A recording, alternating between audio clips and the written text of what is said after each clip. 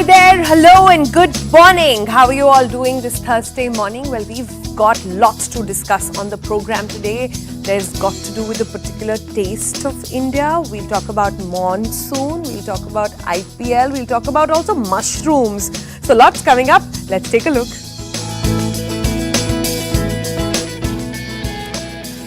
United States of America to get a taste of India. India's very own Amul will soon be available outside of India in the US market. But it won't stop at doodh. Eventually other products like paneer, curd, buttermilk also to hit the shelves.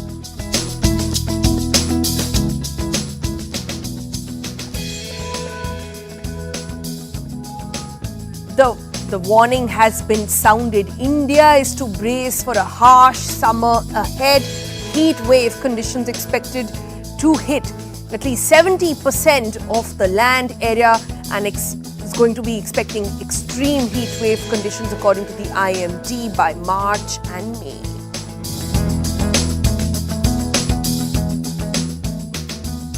So what should you do to brave the heat? What are the do's and don'ts? We'll talk to Dr. Farah joining us on the program. Studying abroad before COVID, but what got these Agra brothers to get back from Dubai to start mushroom farming? And now they do about 7.5 CR annually. 8,000 crore lying unclaimed across mutual funds, DMATs, bank accounts. So how to claim that account? We've got a step-by-step guide for you.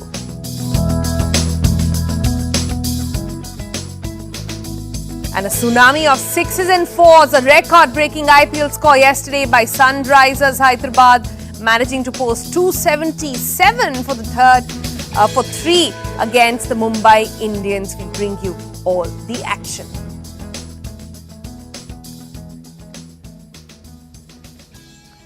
All right, let's start by talking about something really exciting. USA now will get a taste of India.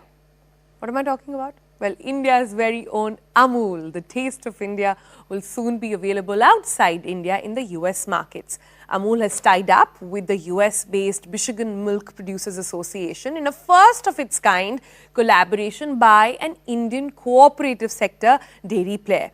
Now, the Gujarat Cooperative Milk Marketing Federation, which owns the brand Amul, will make fresh milk brands such as Amul Gold, Amul Taza, Amul Shakti, Amul Slim and Trim, basically 4 variants of the milk that are so popular here in the country. And they will be available in the US in a matter of weeks from now.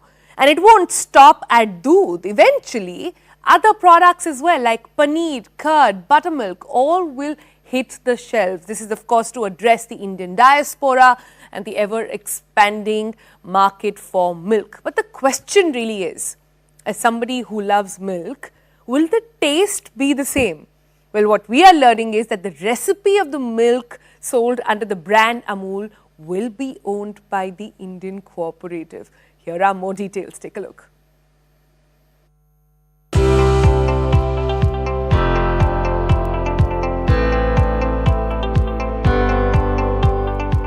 Gujarat Cooperative Milk Marketing Federation, better known as Amul, has forayed into US. Amul has tied up with 108-year-old cooperative organization Michigan Milk Producers Association to launch fresh milk in the US markets. Until now, Amul was exporting milk and products to US as it does to 50 other countries. But in a first under this arrangement, Amul has launched fresh milk to US consumers, which does consist in a big number of Asians and Indian diaspora. The initial launches are of 4 fresh milk products, which is Amul Taza, Amul Gold, Amul Shakti and Amul Slim and Trim. Amul will now be available in New York, New Jersey, Chicago, Washington, Texas, Dallas and many other regions. Under this tie-up, milk collection and processing will be done as per Amul recipe by MMPA and the marketing and branding will be done by Amul. I caught up exclusive with Jayan Mehta, who's MD Amul, and asked him on the pricing of the fresh milk in US, and this is what he had to say. There are 2 ways to looking at it. A, it's a very competitive market, so I'm sure we're going to get the best price for milk there.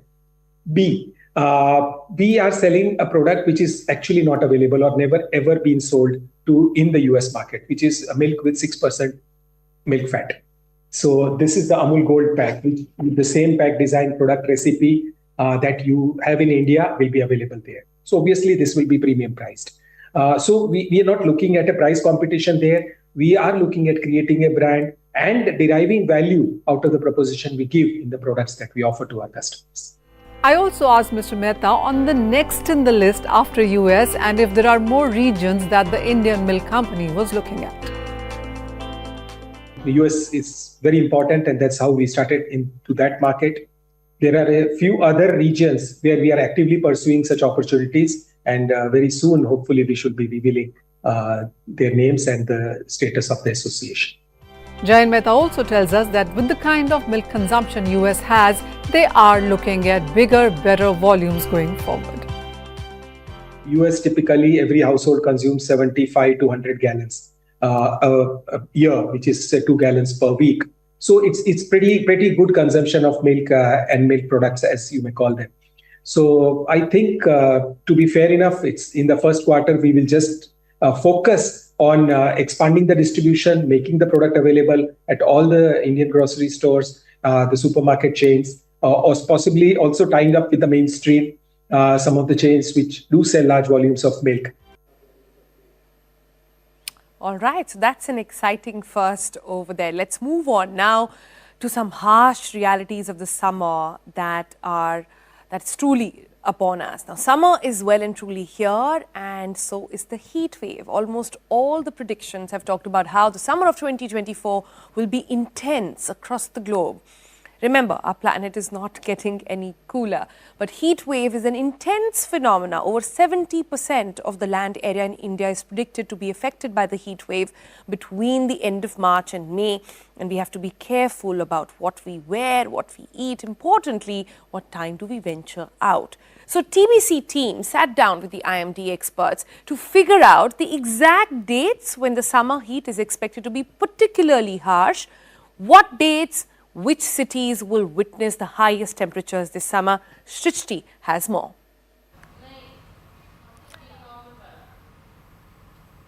So absolutely, Sonal, summers are here, and the bright sun outside is clearly warning us that it's going to get even hotter over the next few weeks.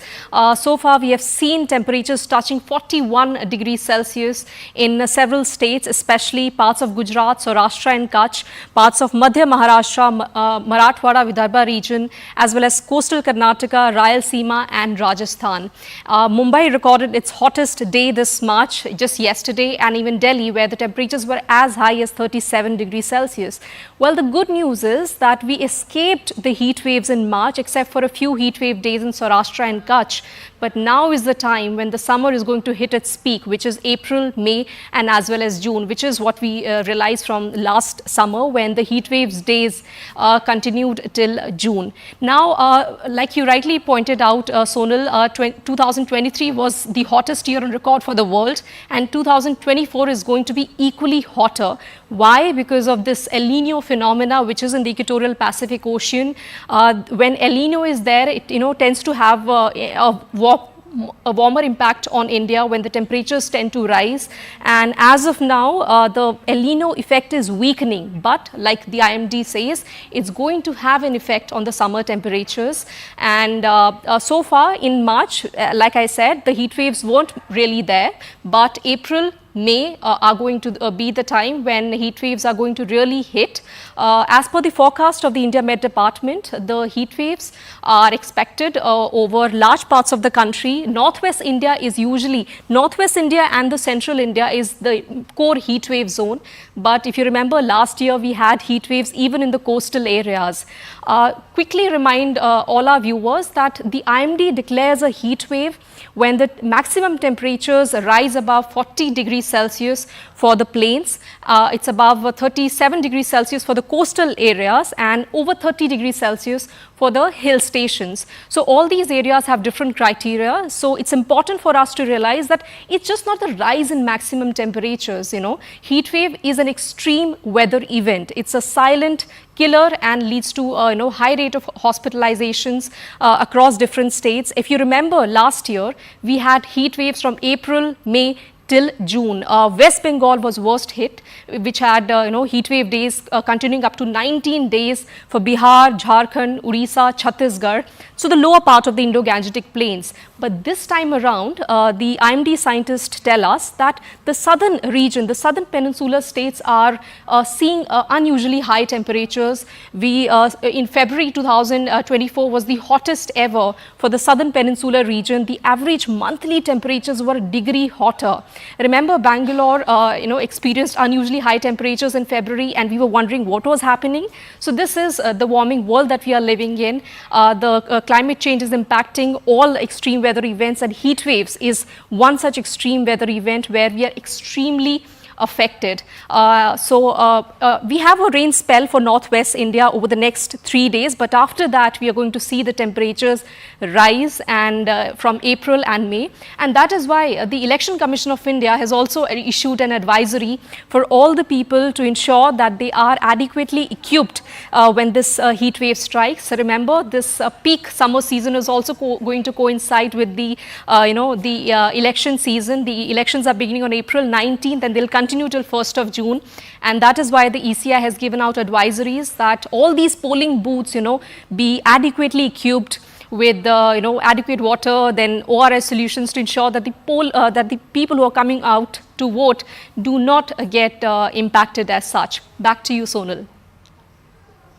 That's right, Shrishti, and you importantly mentioned that overlap over there. So all of us have to ensure that A, we vote, and B, we take ourselves, take care of ourselves while we go out and vote as well. But just to sort of recap that, so you're saying March to May in South India, April to June in East and West India, and April end to about July in Northwest India. That's going to be how, that's the impact that we will see in most of the country, on how the heat wave is going to actually sort of go there. But Shrishti, I really want to know, when are we expecting relief then? Because rain, you talked about Bangalore over there, we've seen an almost drought condition there already, which is again, of course, all an impact of different factors over there, climate change, being one of them as well. But could you take us through when relief is actually expected? So normally IMD says that April, May, June are the 3 months when we see these heat waves. So April is going to be slightly milder, but we do not know how the temperatures are going to be this time around. Relief, I think we can expect only when the monsoons arrive. Remember the southwest monsoon, which makes its onset over Kerala around the end of May and the starting of June. So that is when the temperatures start dipping, and but it depends on how this monsoon also progresses over India. Remember last year, the onset of monsoon was delayed over Mumbai, and that is what led to really spike in temperatures as well as humidity. That's an important point which all the experts have been pointing out, that it's just not rise in temperatures. It's also the rise in humidity which makes it extremely difficult and unbearable. The summer heat makes it unbearable for the people. So when the monsoons arrive, then the temperatures, there'll be some relief, and that is what we are experiencing. For Delhi, the onset of monsoon happens usually around 25th of June. So not until the end of June. Oh man. So that's going to be a long summer over there, and an intense one at that. Thanks, Shrishti, so much for joining us with all those details. But talking about heat wave, we have to address the issue of heat stroke. Like we were talking and chatting up with Shrishti as well, this entire heat wave situation is going to coincide with elections. So it's very important, like I said, that you go out and vote, but you take care of yourself while you do that. So we decided to sort of break it down for you. What exactly is a heat stroke and how can you take care of yourself? Dr. Farha joins us now. She's the director at internal medicine at Fortis Hirandani Hospital here in Mumbai. Good morning, doctor.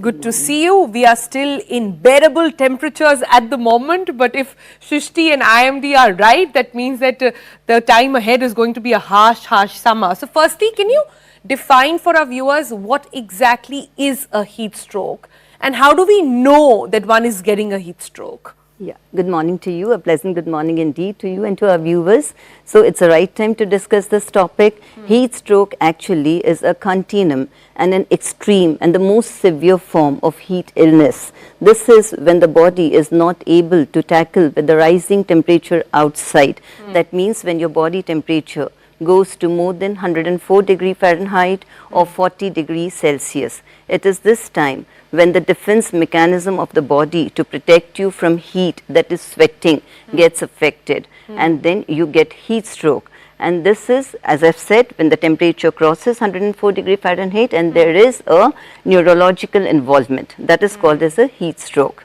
Right. So, and heat stroke can be lethal. It lands people in hospitals. It takes away lives as well. We hear of so many stories coming in from the hinterlands that people don't take care of it. So how does one know that that the person has got a heat stroke? Yeah, so as rightly said, heat stroke can be lethal to up to 80%. And if you handle it properly, accurately, on time, you can bring down that lethality percentage to less than 10%.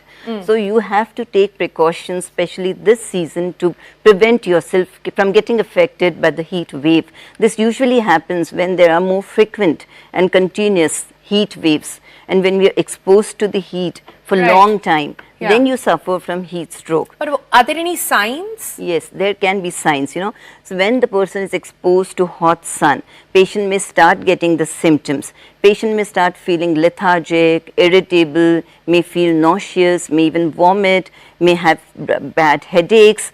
Some patients, some people affected with heat stroke can have profuse sweating, while some of them may not sweat at all because the mechanism gets lost. So in that case, the skin becomes very hot, red, dry, and very bad headaches you have, and then it goes on and it progresses to a person who can faint also, and then you can get seizures, that is convulsions. You may even lose your consciousness. You can even go into coma.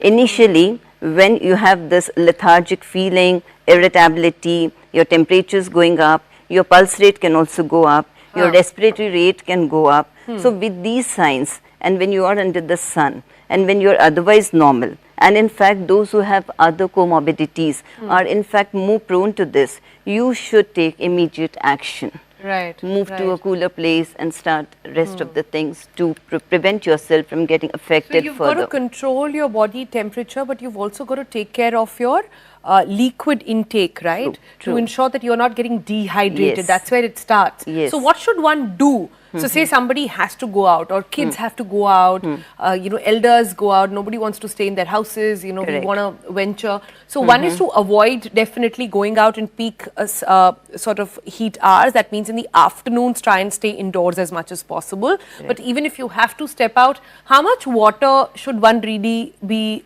drinking to keep a check? Yeah, so it's very important to keep yourself hydrated. Normal person without any comorbidities, where there is no fluid restriction advice, is supposed to drink 3 liters of water in a day. But if you are sweating, if you have nausea, vomiting, or if you have loose motions, you have to compensate that much extra amount. So you carry a water bottle with you. Keep on sipping water, and then other things also you have to follow apart from your fluid intake. Now for fluid you can have water, as I've said, 3 to 4 liters in a day. In summertime, if you are sweating, you have still more water intake. You can even have some juices. You can have even oral hydration solutions, because Like ORS. ORS, because when you sweat, you not only lose fluid, but you also lose electrolytes from the body. So you get this weakness and cramps and other things because of that. So one is fluid intake. Second is the type of clothes you wear. Preferably you should wear light colored, preferably white cottons. Why cotton I'm saying? Because one is it is good for your skin. It will absorb the sweat when you sweat. And also it is a breathable fabric. It will allow exchange of air. It will keep your body cool. Then secondly, you should wear a cap if you're moving out. You should use a sunscreen which is of at least SPF of 30 and more. And the very first instance, I will tell you that you should avoid going under hot sun unless it's an emergency. You try to schedule your timings of your work in such a way that you finish most of the portion of your work before the sun is at its maximum, before the hottest part of the day starts, that's between 12 to 4 p.m. and then rest of the work in the evenings. But if at all you have to move, use a vehicle, use a car which has AC preferably, or you can travel in a vehicle. Don't walk, and never walk barefoot. I like this input of even wearing the right kind of clothes to ensure. True. But eating right is also important, isn't it? Very right, yeah. So you should have a light diet, hydrate yourself more, have more of liquids and a light diet. If you have spicy food, masalas, curries and all, that will increase your metabolism further. That will add to your sweating. So that's not good for summers. You should have light diet, you should drink lot of water and protect yourself from the direct effect of the sun. That's right. So those are some good tips for everybody to keep in mind, because as the doctor also pointed out, heat stroke cannot be taken lightly. 80% of people who get heat strokes actually end up in hospitals. So let's not take that lightly at all, and let's ensure that you are not one of them, and it can easily be avoided if you just follow those tips. So thank you so much, doctor, for joining us and sharing all those details with us. Thank you. All right.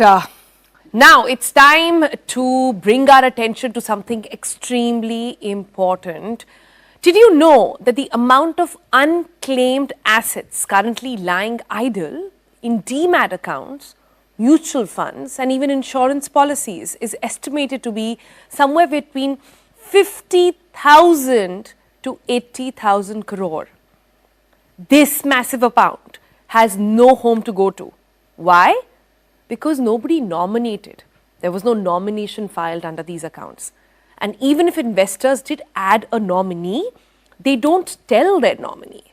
So seeing the problem, the SEBI recently published a consultating paper asking for ease of nomination for your demat accounts and other securities as well. Now, after that consultation, there is a single window solution. So if you are stuck, here is a step-by-step guide on how you can claim your money that is set up or stuck in these accounts because the person is deceased, and also on how to get the nominee attached. Take a look. Did you know there are around 80,000 crore rupees sitting unclaimed across mutual funds, demats, bank accounts and so on? A significant portion of these unclaimed funds are likely derived from bank accounts where no nominee has been designated, typically due to factors such as the demise of the account holder, the relocation, family disputes or legal conflicts. Well, to fix this, SEBI has come up with a consultation paper on easing the nominee process for your demat accounts and other securities in case of any unforeseen events. Whenever you have any service request, you say, I want my account statement, I want my tax statement, I need to give it to somebody. You upload once, it goes to everybody. Single window to be served during your entire life cycle of holding that. So, if you are a retail investor and want to know how one should go about withdrawing your hard-earned savings from your demat account, you've come to the right place. Stay with us till the end of the video, and also don't forget to like, share and subscribe to the Money Control channel. According to SEBI's survey, only 27.5% of the single demat accounts have nominations. But even after repeated deadline extensions for the completion of nomination procedure for demat accounts and mutual fund folios, there hasn't been substantial increase in the number. So, SEBI has decided to further simplify the process in the recent consultation paper.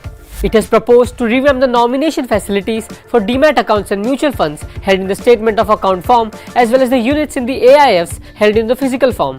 So, if you've already nominated someone but are wondering how your family or legal heir can claim your investments in case of an unfavorable event, here's what you have to do.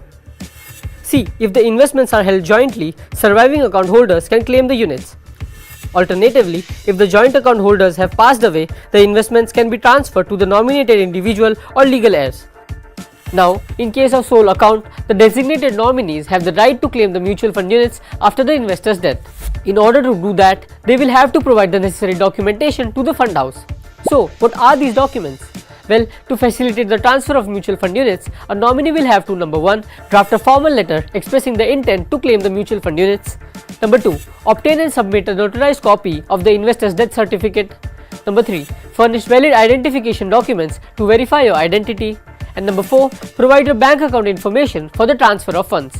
However, the consultation paper even proposes to eliminate the step 3, which is the nominee having to furnish his KYC documents for the identification process. But what happens if a nomination for mutual fund investments has not been registered? Well, in that case, the legal heirs of the deceased investor can submit the transfer claim. For that, they will have to provide additional documents such as indemnity bonds, individual affidavits, and a probated will or succession certificate. Once all the necessary documents have been submitted to the fund house, the claim is processed and the mutual fund units are transferred to the rightful claimant. Also, do make a note that the nomination enables the owner of an asset to propose a person who can claim the units or the redemption proceeds in the event of his or her death. This means that becoming a nominee won't necessarily provide the ultimate ownership in case of original investor dies, especially in the case of a conflict. In such circumstances, the will would be considered as the final deciding factor and would supersede any nomination. Lastly, the procedure of claiming the investments typically takes around 30 days to complete. However, it is important to note that there is no tax liability incurred during the transmission of mutual fund units, but the subsequent redemptions and dividends received by the new holder may be subject to applicable tax laws and regulations. I hope you found the video informative. So that's some good information out there, and now with all these steps getting streamlined, all you have to do is log on to the website of SEBI and the concerned website that Silo already mentioned over there and given your details, and it's a simple process where you can claim all that money. On that note, we're going to slip into a break. Coming up on the other side, let's meet these very interesting brothers from Agra. They were working before the pandemic in a bank in Dubai, but have come back to India now to do mushroom farming. We'll understand that story after this very quick break.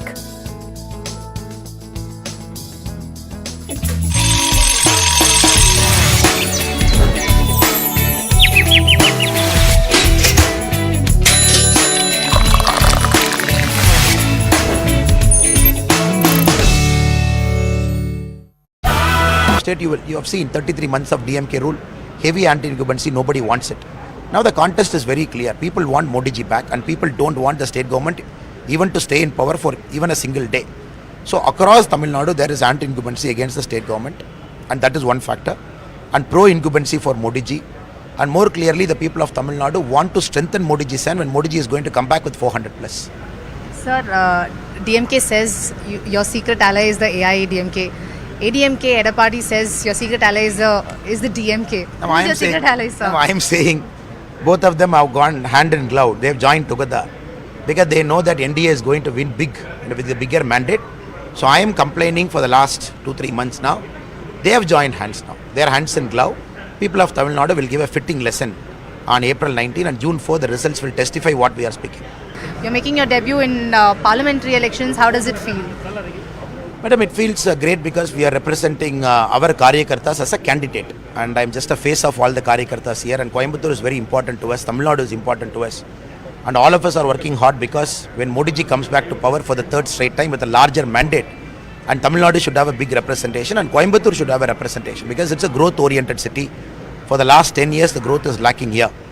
That is why very clear this time the people of Coimbatore will bless us, the people of Tamil Nadu will bless our party, and come June 4, BJP Tamil Nadu National Democratic Alliance will make history in Tamil Nadu. Is Prime Minister Narendra Modi betting big on Coimbatore, and you've been meeting people, what do you think would be the vote share for the BJP this time around? Madam, our Honorable Prime Minister Narendra Modi ji is betting big on all the Indian people, all the 142 crore people, and especially the 8.5 crore Tamil people. That's why you see the Prime Minister's bond with our Tamil Nadu is very special. It is closer to his heart. And the mood on the ground is very clear in Coimbatore that BJP, this time we will score more than 60% votes on our own, the National Democratic Alliance. And you will see a record margin of victory here. And the mood is very clear.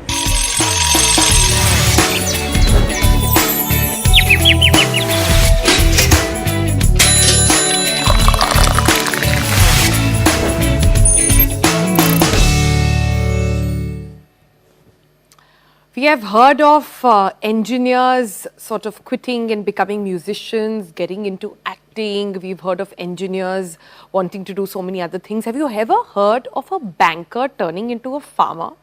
Well, our next story and our person of interest this morning on the Breakfast Club are two brothers who come from Agra, who were studying abroad, had a ghar wapsi during the pandemic. One of them also worked in a Dubai bank, and now have taken up farming.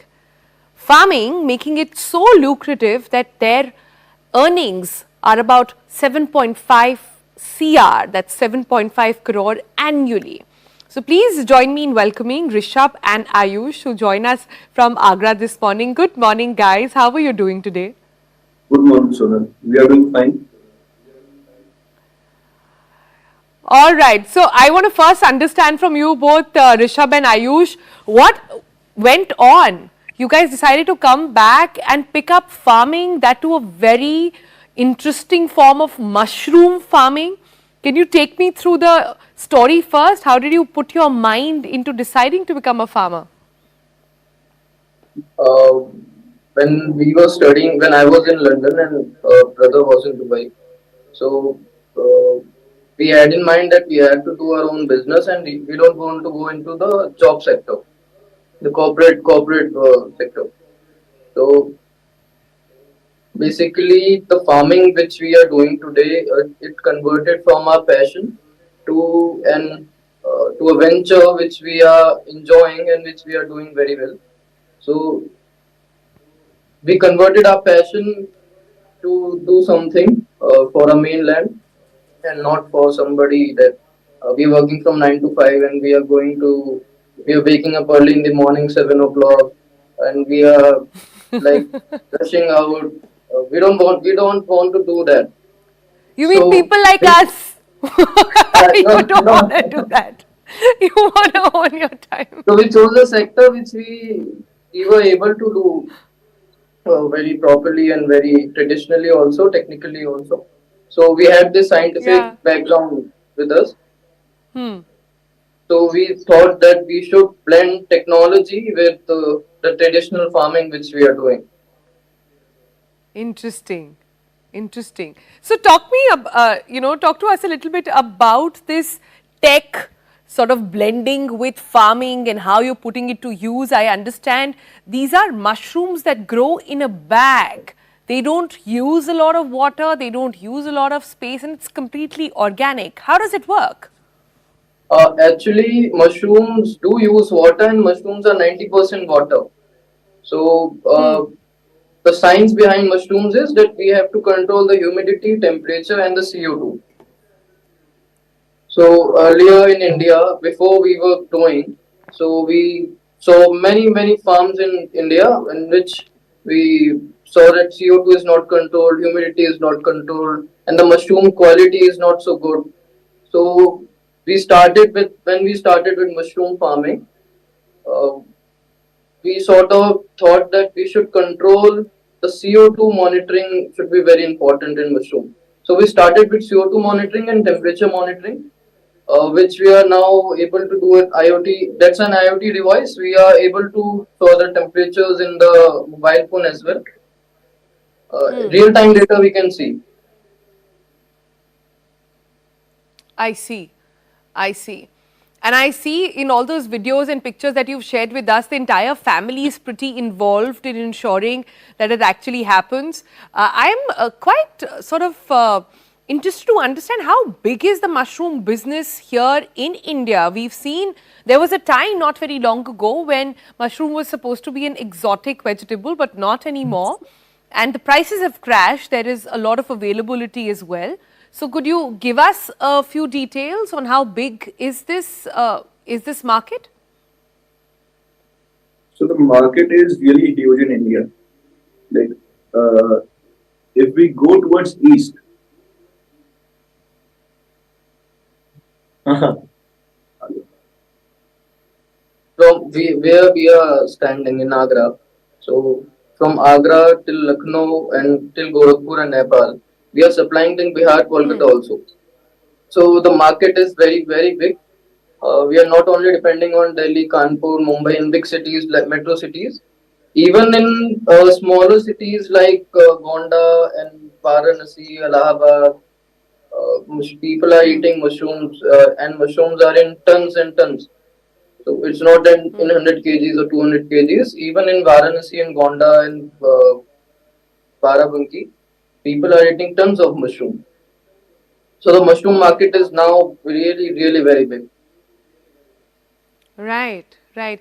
But, Ayush and Rishabh, when we hear stories like yours, people who are educated, who went abroad, got the finest education available out there, came back and started doing farming, one has to think about what is it that the Indian farmer is not doing right. It's good to see all of you sort of taking the initiative and contributing, giving employment as well. Do you have certain things in mind, or what is your perspective on Indian farmers being able to do it the right way? So our farm is a perfect example of sustainability and nature. So we not only do business over here, we also promote agriculture and farming techniques. We also help farmers learn some new things and some new exotic vegetables they can grow. So what we saw is farmers are they're trapped in a cage. So if I am sprinkling one urea and two ureas in my farm, so if the production is too good, so next time what we'll do is they also will sprinkle 2 urea bags in their farm. No matter what the condition of the farm is, no matter what the nutrients are over there in this farm, they don't do the soil testing. They don't do anything. They just saw the production is good in this farm and he did 2 urea sprinkle. So I'll also do that. So that's not the farming technique we should opt. So basically that's So what why you're saying is that every piece of soil, every different. crop, every produce will require a different technique, and I think that's the education that's lacking as well. That's quite Every interesting. crop requires different. I'm told Rishabh. Yeah. I'm told Rishabh is a man of few words, but Rishabh, can I sort of ask you to come in here? So when people ask you guys your occupation, do you say I'm a banker turned farmer? Like, how do you guys define yourself? How do you guys say what you're doing these days? We define us as Bharat ke Kisan. Bharat ke? Kisan. Bharat ke Kisan. That's not a bad sort Even of when we are on a introduction conference at call all. with our family, relatives and cousins, they also tell aage Bharat ke Kisan. And is this lucrative? Of course, you guys have good earnings now. What is the progression from here after mushrooms? Are you guys thinking of other vegetables as well that can be grown in controlled environments? We are thinking to expand our mushroom business only.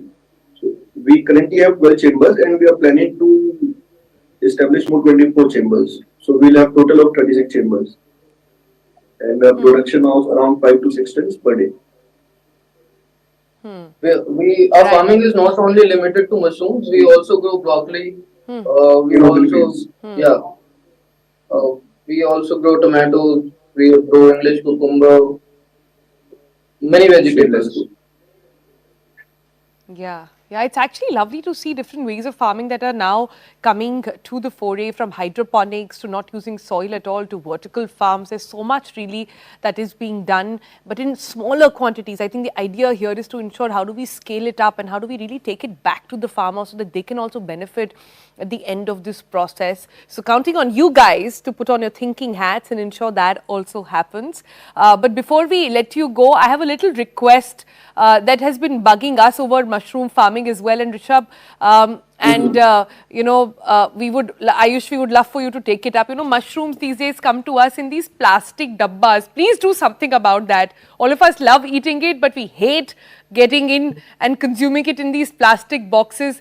Please, use all your education resources to ensure that that is taken out of the bag as well, and that kind of consumption is not happening. So I'm going to leave you guys on that note and on that thought. But thank you so much for joining us, and good luck with everything that you do. Thank you so much.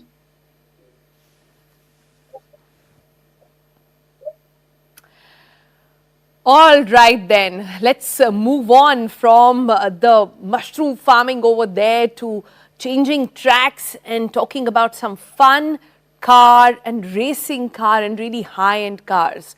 The Porsche's track day experience happened in India very recently, and our friends at Overdrive of course went there to deep dive and understand what the world's most iconic sports car really look like, what they feel like. Here's a sneak peek. Now, when it comes to footwear, there are plenty of holy grails, but the moment you turn that swoosh the other way around, it costs a fortune. Similarly, if you were to take a car, put its engine in the back, it could cost you a fortune. Now, I haven't picked up these shoes because I have anything to do with Travis Scott's music. I don't even like it. I only picked them up because for me, they are aesthetically quite pleasing. But you wouldn't do that with a Porsche, would you? You wouldn't just pick it up over other sports cars because of the way it looks. You will have your own reasons, your own justifications, your own manifesto for picking up a Porsche over the other holy grails from the sports car world, right? And if you do belong to that elite club, you might as well sign up for the Porsche experience, because you see, there's only so much mileage you can get out of shoes. But with cars, you can do a lot more. And the Porsche experience will help you do just that.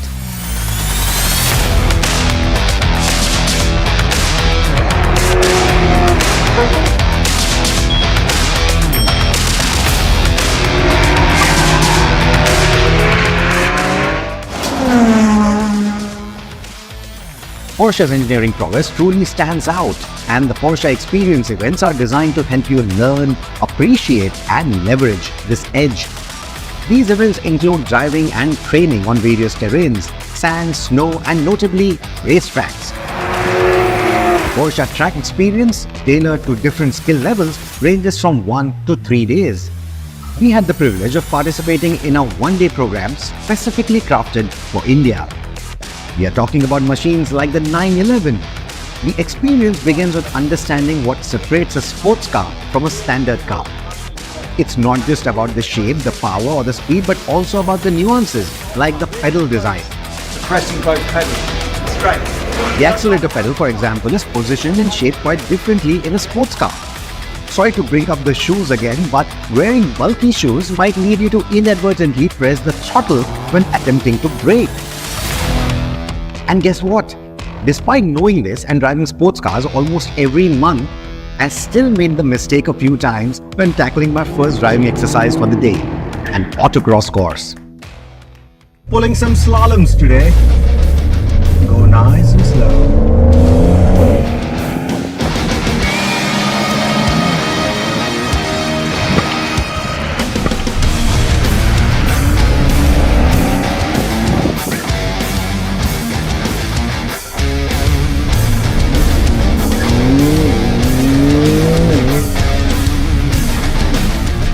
So now that I know what the course looks like, I'll try to push it a little faster now.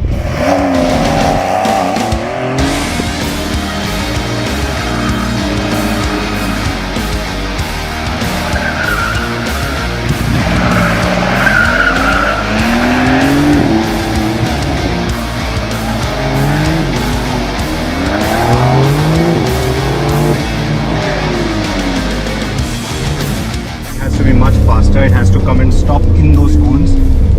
So obviously I overshot that. So braking has to be much quicker. The idea of this course is to sharpen reflexes and introduce the handling differences between various sports car models like the red 911S Cabriolet and the grey 911 Turbo S Coupe that you see here. Convertible, this is a hardtop, will have slightly better rigidity than that car. Of course, not something that I'm going to understand with a small slalom. That's just me being a little nerdy here.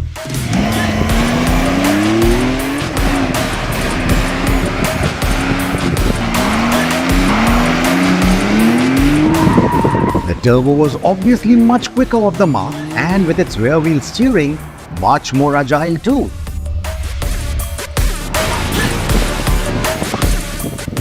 So the instructor is pretty impressed with the rest of the lap that I did. It was only the braking. I think I braked a little too early.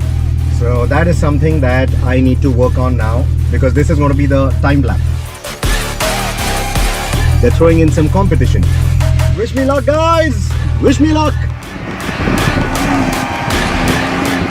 My focus was on precise braking during the timed lap. Not too early to be cautious, nor too late to lose control. My accuracy paid off, earning me the quickest time in my group. Porsche has promised to reward my feat by loaning me a Taycan Turbo for a month. Whenever that happens,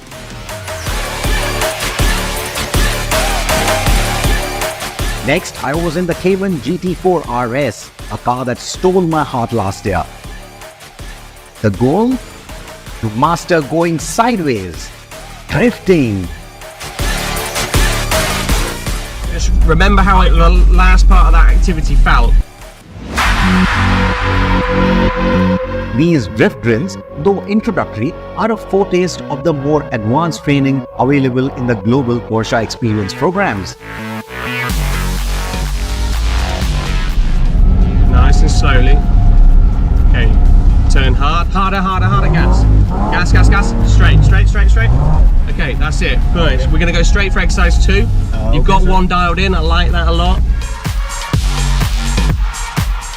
After lunchtime, they spoke the language of apexes, braking points and throttle control, a language that every participant grows to understand and appreciate, especially when you can apply all of this with your own Porsche or by renting one from Porsche's latest range. In our case, we had a bunch of Taycans, the K1 GT4 RS and the very exclusive 911 GT3 RS. So yellow seat belts, yellow car, yellow interiors in between, and you can also have the proper 5-point harness if you want, because you can see the roll cage. Now this is not a typical metal roll cage, this is made in carbon fiber. That makes it about 8 kilos lighter roundabout. So this is the GT3 RS.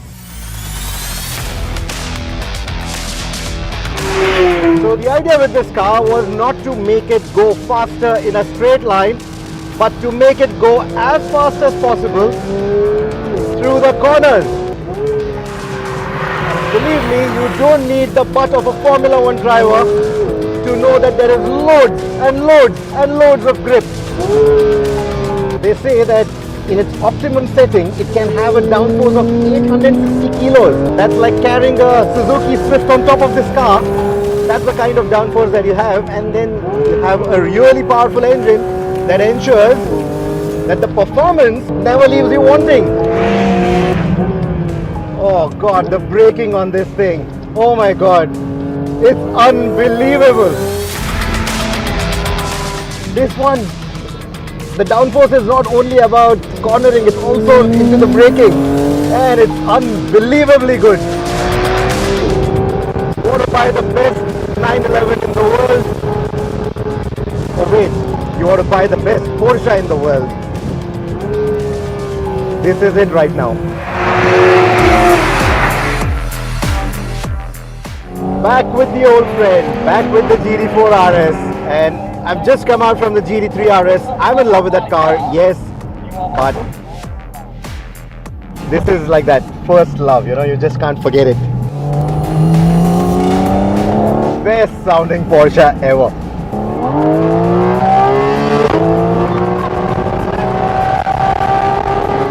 And this here on the back straight, so just opening up that gap on the GT3, that's where the downforce is working against the car.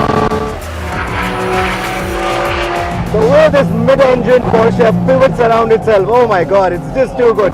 Exit of the bowl, you can feel it so nicely angling itself for that right exit. The 911 GT3 RS is the best Porsche you can buy. But if I had to go out and buy one, it would still be the GT4 RS. That soundtrack, that drama in every corner. Yes, I love grip. I love the kind of grip that the GT3 RS offers, but the GT4 is just so much more character. That one, it's just too serious. This one, it just loves to have fun. As the day draws to a close on any Porsche experience event, there's a sense of fulfillment. Skills sharpened, limits reached, and for many, a dream realized. The Porsche track experience is more than just a day at the track. It's a journey towards a deeper understanding of what it means to drive a Porsche. it lets you experience firsthand the marriage of engineering and emotion that is the essence of this brand. And once you pick the pulse of the heartbeat, you can make these incredible Porsche machines truly come alive.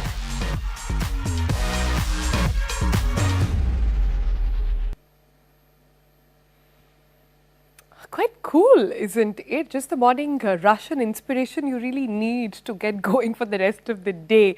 On that note, let's move on and bring you some more news from India and across the globe, including what's happening in Thailand, which has become another country which has now legalized same-sex marriages. Take a look.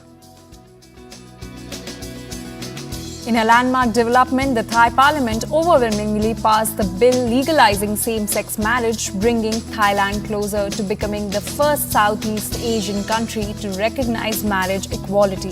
However, it still requires approval from the Senate and endorsement from the king before it becomes a law. It will give LGBTQ couples equal rights to various tax savings and the ability to inherit property. In fact, it will also grant adoption rights to the LGBTQ couples. And today it's Maundy Thursday, which is a holy day observed in Christianity. Now, this day honors Jesus Christ's Last Supper and his commandment to love one another. The day includes the symbolic act of foot washing, emphasizing humility and also service, leading believers into reflection before Good Friday and Easter Sunday.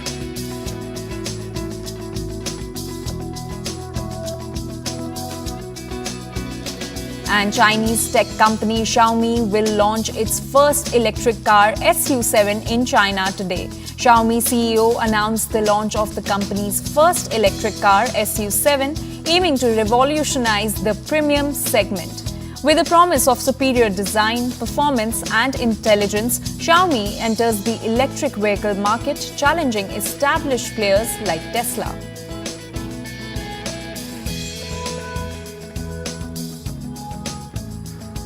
The British Museum has moved the court against its former curator Peter Higgs, alleged to have stolen over 1,800 artifacts, including ancient gems and gold jewelry over the last decade. Higgs had refuted all these claims, but the museum has recovered 356 items so far. High Court has ordered Higgs to return or list any items in his possession within 4 weeks and also disclose his eBay and PayPal records. A separate police investigation into this case is also underway.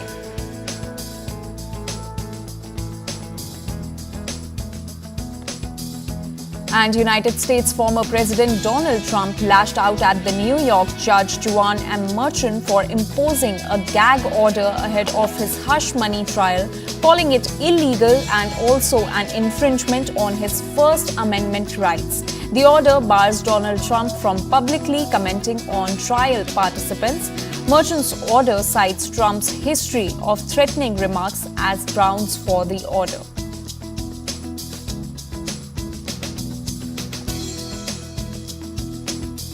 The bodies of 2 of the construction workers who died after a 984-foot-long cargo ship hit a pillar of Baltimore's Francis Scott Key Bridge have been recovered. Search efforts have been paused for the 4 other workers who are presumed dead.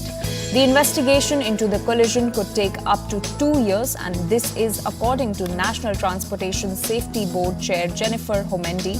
There were 21 crew members and 2 pilots on board the Dali cargo ship when it crashed into the bridge.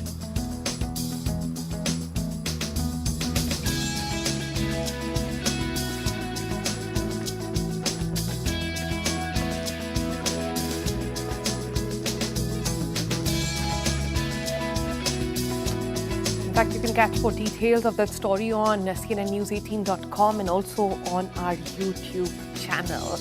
That's all we could pack in today's edition. We'll see you again for a Friday special. We've got a special guest. It could have something to do with Lapata ladies. So tune in tomorrow, 8 o'clock for that. Bye-bye.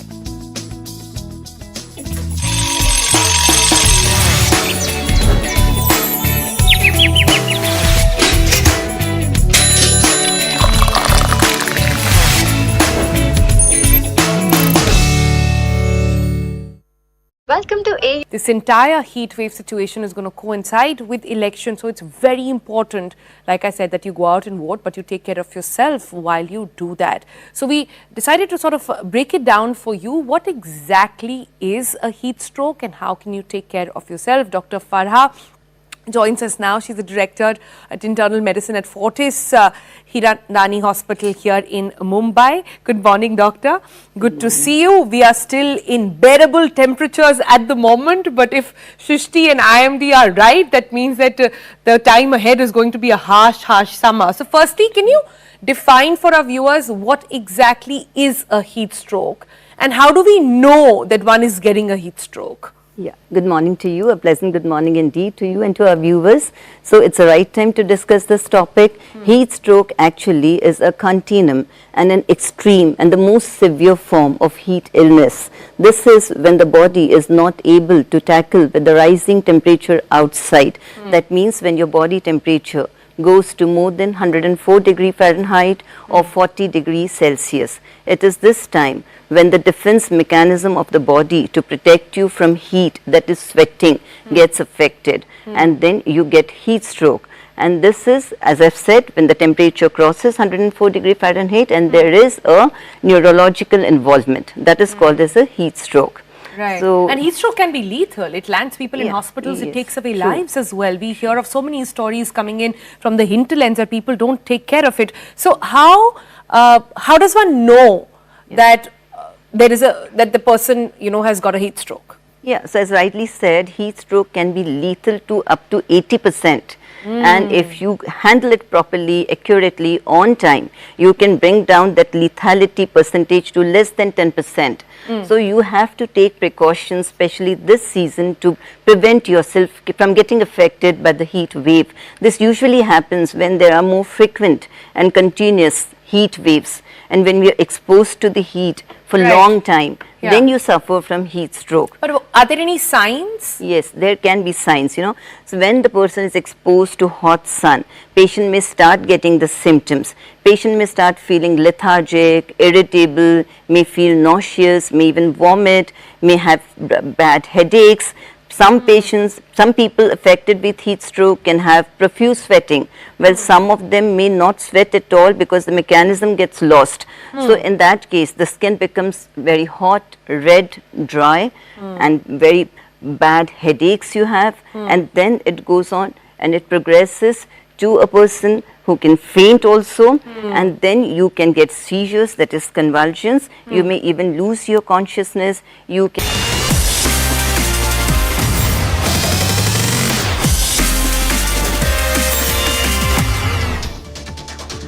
A very good morning to all our viewers. You're watching the morning news on CNN News 18. I'm Anjali Pandey here to take you through all the latest news and developments from across the nation and around the world.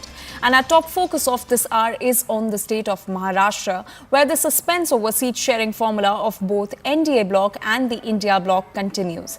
The BJP, Congress and Shiv Sena UBT have announced their initial lists, but the exact seat-sharing formula still remains unclear. On Wednesday, rift between the Maha-India bloc was out in the open as Shiv Sena UBT announced their first list, in which they announced candidates on Sangli and Mumbai South Central seats, which the Congress has been demanding. The alliance is also facing crisis on Baramati and Amravati.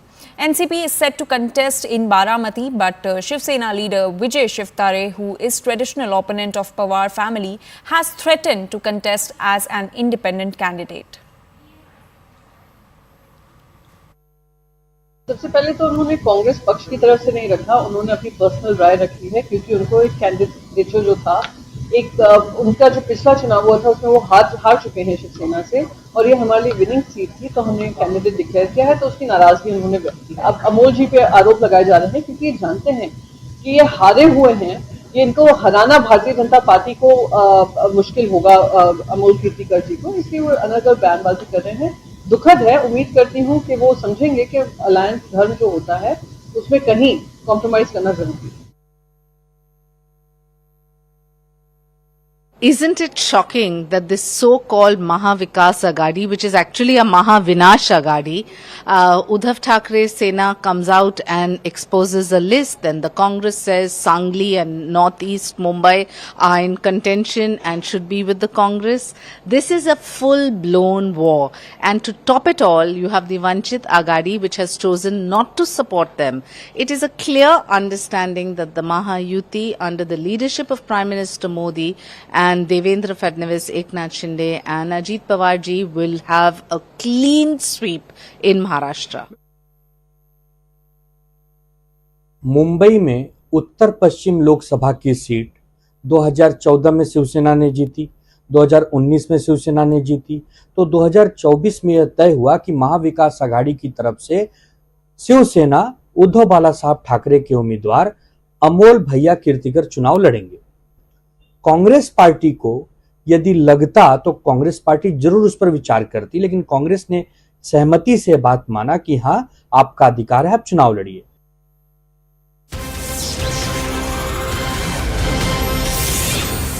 And we have some more inputs coming in on this particular story. Now, Shiv Sena leader Vijay Shivtare met Maharashtra Chief Minister Eknath Shinde and Deputy Chief Ministers Devendra Fadnavis and Ajit Pawar in Mumbai. This is the latest update that we're getting from Maharashtra. CNN News 18's Mumbai Bureau Chief Vinay Deshpande is joining us on the story with more details. Vinay, do you have any more details about what happened in this meeting of Vijay Shivtare with the Chief Minister and the Deputy Chief Ministers? Well, yes, Anjali. In fact, this is an interesting development that has happened in the Mahayuti while we speak of the entire tussle that has been going on in the Mahavikas Aghadi. Now, while we are seeing that the Mahavikas Aghadi is dealing with its own set of problems, we see that when it comes to the Mahayuti as well, there was trouble in the La La Land, especially after Vijay Shivtare had raised the banner and said that he would contest from Baramati constituency. Now, remember, Baramati is a high-stakes constituency. This is the first time we are going to see a Pawar versus Pawar battle pan out, where Sunitra Pawar, who is the wife of Ajit Pawar, is going to stand against Supriya Sule, who has been the MP of Baramati for several terms now. In that, Eknath Shinde party leader, putting his stake, saying that irrespective of whether the party admits or not, he will fight the election. This was clearly giving trouble to the Mahayuti. But last night, that issue seems to have been resolved. In a late last night meeting, Vijay Shivtare met Ajit Pawar, met Devendra Fadnavis. Smiling photos and videos have been released by the Chief Minister's office saying that positive talks did take place, and today Vijay Shivtare is going to hold a press conference to announce his further stand. Whether that will mean that Vijay Shivtare will not contest the election